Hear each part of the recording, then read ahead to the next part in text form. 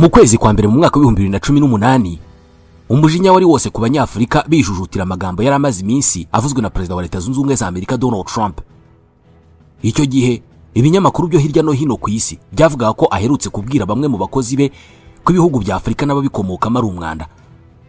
Byababaje abadiplomate benshi ba Afrika bavuga ko ari imvugo idakwiriye Perezida by'umwihariko w'igihugu gikomeye nka Leta Zunze Ubumwe za Amerika. Nubwo icyo gihe Donald Trump yabihakanye akavuga ko atigeze ahingutsa ayo magambo, muri iyi minsi noneho yongeye kubisubiramo. Noneho abivugana mikoro z'abanyamakuru zicanye ndetse na kamera, avuga ko adashaka by'umwihariko abanyasomalia kubera ko bava mu gihugu cy'umwanda. Kuri iyi nshuro nabwo twarijujuse ariko byararangiye.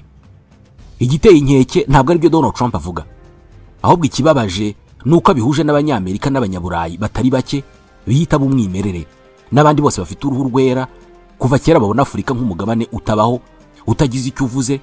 Muri make umugabane w'ingwiza murongo. Ni gake cyane wumva Afrika cyangwa se abayibamo iyo havugwa amateka y'iterambere ry'isi, no mu hazaza hayo ntuyumvamo. Usanga bivugwa gusa n'abayituyemo, ariko abo hanze yayo baracyayibona nk'isi y'umwijima igifite byinshi byo gukora ngo igere aho abandi bageze. Kugira ngo umenye neza intandaro y'agasuzuguro Afrika n'abaturage bayo bagirirwa hirya no hino ku isi guhera kera kugeza n'ubu, biradusaba gusubira inyuma tukareba uburyo kuva na kera Afrika isa niyagiye yirengagizwa kugera no guhindura izina ryayo utaretse n'ingano yayo ku ikarita y'isi. Reka tubivugeho. Je nitwa Ismael Mwanafunzi.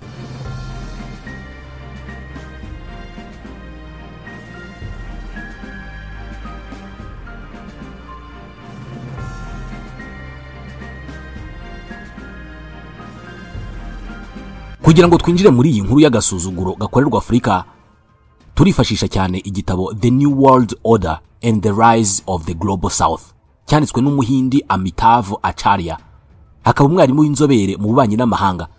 Uyu mwanditsi avuga uburyo abanditsi b'abanyamahanga bagiye bagaragaza n'Abafrika bagamije gushimangira ko byari ngombwa ko uyu mugabane ukolonizwa, kubera ko iyo bitaba ibyo ngo ntacyo wari kwigezaho.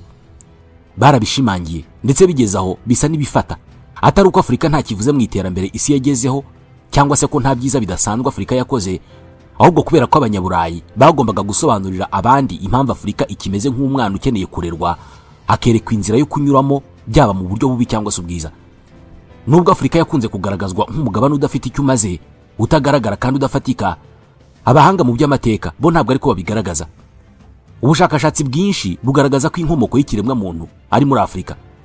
Afrika niho hantu hambere havumburiwe ikoranabuhanga ryagiye rivugururwa mu buhinzi, mu bucuruzi, mu bucukuzi bw'amabuye y'agaciro, mu gukora ibyuma, mu buryo bw'imitegekere n'imitekerereze y'abahanga, ibi twita filozofi n'ibindi. Ibi birazwi ariko ni gake uzabisanga mu bitabo by'amateka n'ubushakashatsi bukomeye, kubera ko ntabwo bihura neza nuko abazungu bashaka kubona Afrika. Igitabo The New World Order and the Rise of the Global South kivuga ko akenshi abavuga ko Afrika ari umugabane wasigaye inyuma kuva kera babishingira ku kuba uherereye ahantu habi ku buryo bitoroheye abanyamahanga kuwugeramo hakiri kare. Muri make ngo uyu mugabane wamaze igihe kinini ari umugabane wigunze udafite abawugeramo ngo bawuhure umuri. Icyakora iki gitabo kikavuga ko ibyo ari ibinyoma, kubera ko Afrika ntabwo ari wo mugabane uri ahantu hagoye cyane kurusha Amerika, by'umwihariko Amerika y'Amajyepfo. Nyamara hari ibintu byinshi byagiye bibera muri Amerika y'Amajyepfo usanga byanditse neza uko byabaye mu bitabo by'amateka. Amitav Acharya avuga ko iyi ngingo y'uko Afrika iherereye ahantu habi ngo ari urwitwazo rwo gukomeza kumvikanisha impamvu abazungu bayigiriye neza bakayivana ahantu habi cyane. Imibare itandukanye igaragaza ko ahubwo Afrika ari umwe mu migabane ifite amahirwe menshi bitewe n'aho iherereye. Niwo mugabane wa kabiri munini ku isi, dore ko barirwa ubunini bwa kilometero kare miliyoni 30, ni ukuvuga inshuro 3 z'umugabane w'Uburayi. Nyamara iyo urebye ku ikarita y'isi yashushanyijwe hifashishijwe uburyo buzwi nka projection Mercator, Afrika igaragara nk'akadomo ugereranyije n'umugabane w'Uburayi cyangwa se Amerika. Uzasanga ku ikarita Afrika ijya kungana n'igihugu cya Greenland, mu gihe Afrika ikubye inshuro 14 y'icyo gihugu.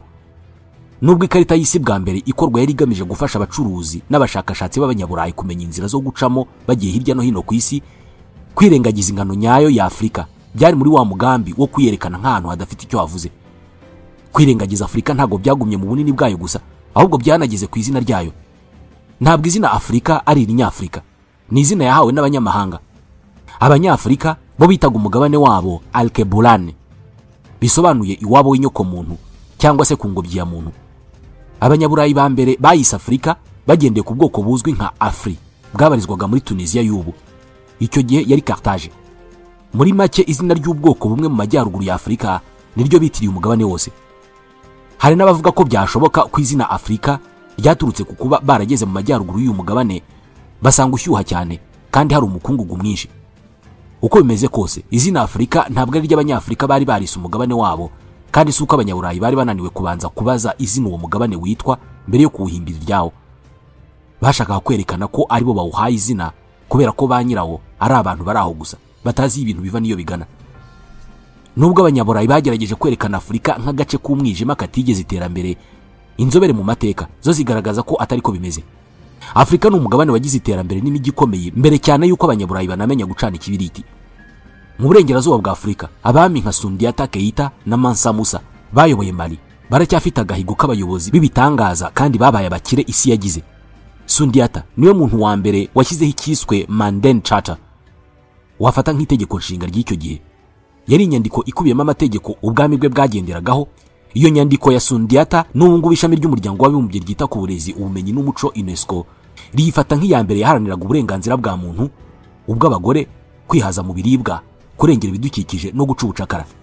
Tuvuye kuri Sundiata Keita, reka tuvuge no kuri Mansa Musa wabaye umwami wa Mali, akaba afite agahigo ko kuba ari we muherwe wa mbere isi yagize, ku buryo nta numwe uramutwara ku gahigo n'ubu ngubu. Amafaranga yatunze nta muherwe urayatunga kugeza ubu. Mu mwaka w'1324 ubwo yakoreraga urugendo rutagatifu Imaka, yagiye yitwaje zahabu nyinshi cyane ku buryo ubwo yarageze i Kairo mu Misiri yakwirakwije zahabu mu baturage, bituma amafaranga atakaza agaciro muri uwo mujyi mu gihe kirenze imyaka 10. Tekereza ku bwinshi bwa zahabu yahanyanyagije kugera ubwo imyaka 10 ishira igihugu kiri mu bibazo byatewe n'ubwinshi bwa zahabu yahasize.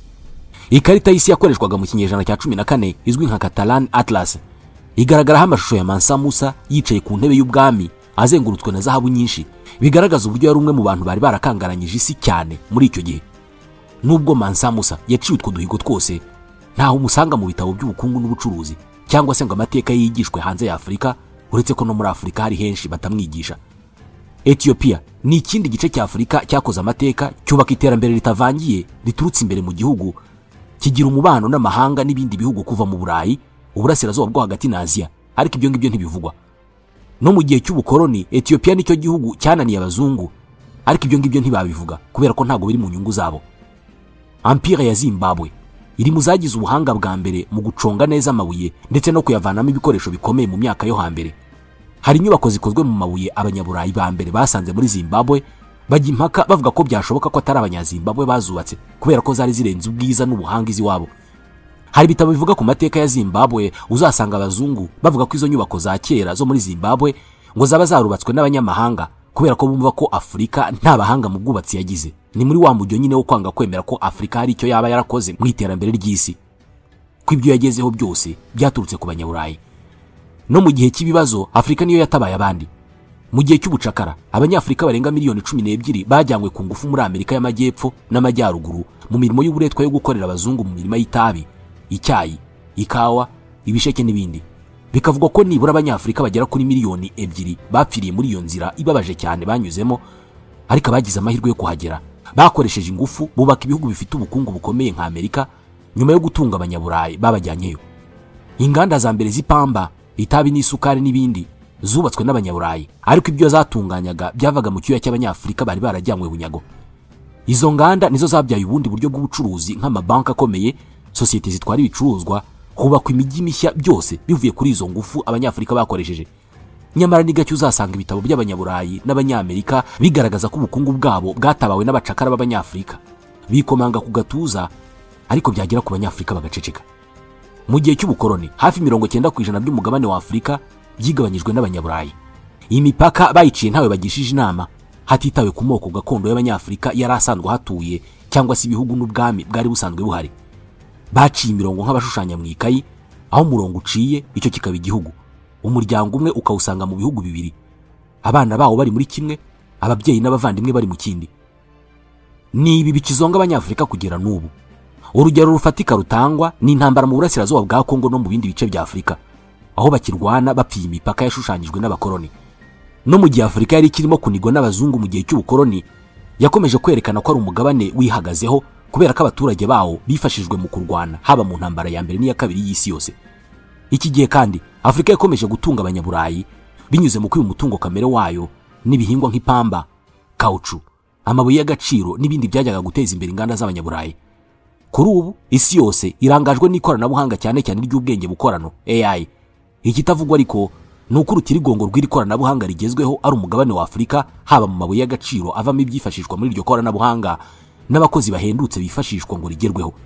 Ibigo nka Remotasks ndetse na Scale AI bikataje muri AI byifashisha abanyafurika kubera ko aribo bahembwa make, hagati y'idolari 1 na 2 ku isaha, kugira ngo bafashe mu gutoza AI mu bihugu bitandukanye bashaka kugiramo ubumenyi bwihariye. Urubyiruko rwo muri Kenya nirwo rwitabiriye ku bwinshi aka kazi gafatwa nk'ingenzi mu iterambere rya AI.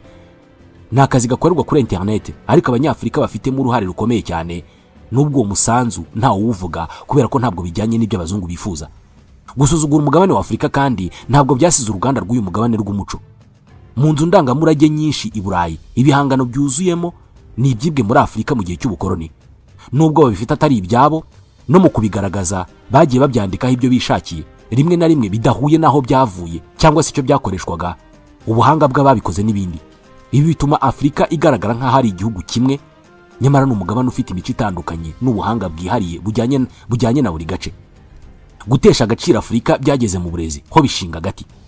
Amashuri hafi ya yose ku isi uzasanga mu isomo ry'amateka hataburamo ay'Abagiriki, uko batekerezaga n'ibindi, ariko ntabwo uzasangamo ay'Abanyarwanda, Abanyamali twahoze tuvuga, cyangwa se Abanyazimbabwe.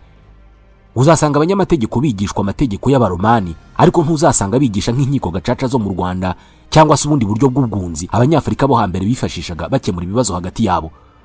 Uzasanga kaminuza zivugwa zabayeho zigakomera ari iz'Abanyaburayi n'Abanyamerika, nyamara ntuzumva bavuga kaminuza ya Sankore muri Timbuktu ibitse inyandiko nyinshi za kera. Bazakubwira ko Abanyaburayi ari bo bambere bavumbuye Afurika, ariko ntacyo bazavuga ku basare b'Abanyafurika bageze muri Amerika y'Amajyepfo mbere y'uko Abanyaburayi bahagera. Turetse n'amateka ya kera, n'ubu Afurika iracyafatiye runini iyi si. Kuri ubu hose haravuga iby'ingufu zisubira no gukoresha amashanyarazi. Byose bikenera amabuye y'agaciro. Nk'ubu cobalt yifashishwa mu gukora bateri z'imodoka z'amashanyarazi, nibura 70% by'ububiko bwayo buri mu butaka bwa Repubulika ya Demokarasi ya Kongo.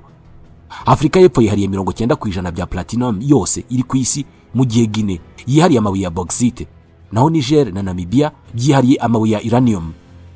Biragoye kuvuga iterambere ry'ingufu zisubira utavuze Afurika. Niyo twareka hahise tukagaruka ku hazaza, Afurika iracyafitemo ijambo rikomeye. Nibura mu mwaka wa 2050 Abanyafurika bazaba ari miliyari 2 na miliyoni 500, hafi kimwe cya kabiri cy'uko bangana ubu. Bivugwa ko mu mwaka wa 2100 Nigeria yonyine izaba ifite abaturage baruta kure ab'Ubushinwa. Uyu munsi Ubushinwa ni miliyari 1 na miliyoni 400. Muri iyo myaka y'2100 Afurika niwo mugabane uzaba ufite urubyiruko rwinshi cyane ku isi, mu gihe Uburayi na Aziya bizaba bituwe n'abageze mu zabukuru benshi kurusha abakiri bato. Kuri ubu mu bijyanye n'umuziki, Afurika yatangiye kwigaragaza. Injyana ya Afrobeat na Amapiano nizo zicurangwa mu nzu z'urubyiniro n'ibitaramo byinshi hirya no hino ku isi. Uruganda rwa sinema ya Nigeria, Nollywood, rusigaye rusohora filime nyinshi kurusha uruganda rwa sinema rwa Amerika, Hollywood. Abakora mu ruganda rw'imideli muri Afurika bakomeje kwigaragaza mu ruhando mpuzamahanga. Ibi byose ariko ntabwo bivanaho icyasha Afurika yambitswe kuva kera. Mu itangazamakuru mpuzamahanga ni gake uzasangamo inkuru zivuga neza Afurika. Ahanini bahagera iyo hari inkuru z'intambara, ruswa, ibiza, inzara n'ibindi bibi. Abanyaburayi n'Abanyamerika baza kureba Afurika iyo hari ibyangiritse gusa. Mu nama mpuzamahanga z'ubukungu uzasanga abayobozi ba Afurika binubira uburyo iyo bagiye kwaka amadeni mu bigo by'imari mpuzamahanga babashyiriraho inyungu nyinshi cyane kurusha ibindi bihugu. Baba bavuga ko Afurika ifite ibyago byinshi byo guhomba kurusha iby'ibindi bihugu, bityo ko batapfa kuyiha amadeni uko biboneye. Amitav Acharya mu gitabo cye agaragaza ko Afurika ifite byose byatuma itera imbere, ariko ko byose bizakemuka ari uko ibanje kwitandukanya n'isura abazungu bayambitse. Ibyo bikajyana no kwigisha urubyiruko rwayo amateka nyayo ya Afurika, imbaraga uyu mugabane wagize kandi ukigira mu iterambere ry'isi n'amahirwe ufite ugereranije n'ahandi. Uyu mwanditsi kandi akavuga ko Afurika igomba gushaka uburyo bwo kwiyubakira inganda zitunganya ibicuruzwa ikeneye, ntiba umugabane wo kohereza mu mahanga amabuye y'agaciro cyangwa se ibihingwa bitandukanye ngo abazungu nibamara kubitunganya babigarure kubigurisha muri Afurika ku giciro kiri hejuru. Biroroshye cyane ko Afurika yubaka inganda zifata cobalt igakorwamo ibyuma byifashishwa mu gukora bateri z'amashanyarazi, abanyamahanga bakaza kubigura birangiye aho kubitwara ari amabuye ngo babyikorere bazabigarure kubigurisha ku giciro kinini. Ibi kandi ngo nibyo byafasha Afurika gushakira akazi miliyoni nyinshi z'urubyiruko rwayo rukomeje kurohama mu nyanja rujya i Burayi na Amerika no gusuzugurwa, nk'uko Donald Trump arimo gushakisha abanyasomalia bari muri Leta Zunze Ubumwe za Amerika ngo birukane basubire iwabo mu mwanda nk'uko abivuga. Nk'isoko rusange rya Afurika rimaze imyaka 7 ritangijwe, riramutse rikoze neza nk'uko bikwiriye, maze ibihugu bigakorerana imbogamizi n'imisoro ituma bidahahirana, nibura ngo byazamuraho ubucuruzi hagati y'Abanyafurika ho 52% bikavana mu bukene bukabije miliyoni 30 z'abaturage nk'uko banki y'isi bivuga. Afurika kandi igirwa inama zo kunga ubumwe aho kuryana ipfa imipaka yashyizweho n'abakoloni. Iyi mipaka niyo yatumye Afurika idatera imbere, ariko nyuma y'imyaka isaga 100 iyo mipaka ishyizweho iracyari intandaro y'amakimbirane n'intambara hirya no hino muri Afurika. Uku gushyira hamwe kandi kugomba kujyana no guhuza ubucuruzi n'ubukungu, kujya kuvugana n'ibihugu by'amahanga ibijyanye n'ubutumwa bumwe no kwirinda kugambanirana. Umugabane wa Afurika n'Abanyafurika muri rusange, ikintu gikomeye ugirwaho inama ngo igobotora agasuzuguro k'abazungu ni ukwirinda buri gihe kumva ko agaciro kabo kagengwa n'abazungu. Uzasanga benshi bagifite imyumvire ko ubuzima buzahinduka ari uko bagiye i Burayi cyangwa se muri Amerika, uwambaye neza cyangwa se uwariye neza agomba kuba yariye nk'Abanyaburayi. Harabumva ntacyo bakora batabanje guhabwa uburenganzira n'Abanyaburayi. Abana mu mashuri bakishimira kumenya indimi z'amahanga kurusha iz'iwabo. Umuntu akababazwa no kubona uwanditse nabi Icyongereza n'Igifaransa, ariko uwanditse nabi Ikinyarwanda cyangwa se Igiswahili bikaba bisanzwe cyangwa se bikabishema kubera ko azindimi z'amahanga. Iyi ngo ni imyumvire ya gikoloni ituma umunyafrika ahora asuzuguritse imbere y'umuzungu. Afrika iracyafite igikeneye byose ngo itere imbere, ariko byose ngo ntibishobora kugerwaho mbere yo kumenya mbere na mbere amateka y'umugabane wa Afrika n'uruhare rwawo mu byatumye isi igeraho igeze uyu munsi. Ni nta dusoreje iki kiganiro. Mwakoze kutwumva. Nge nitwa Ismael Mwana.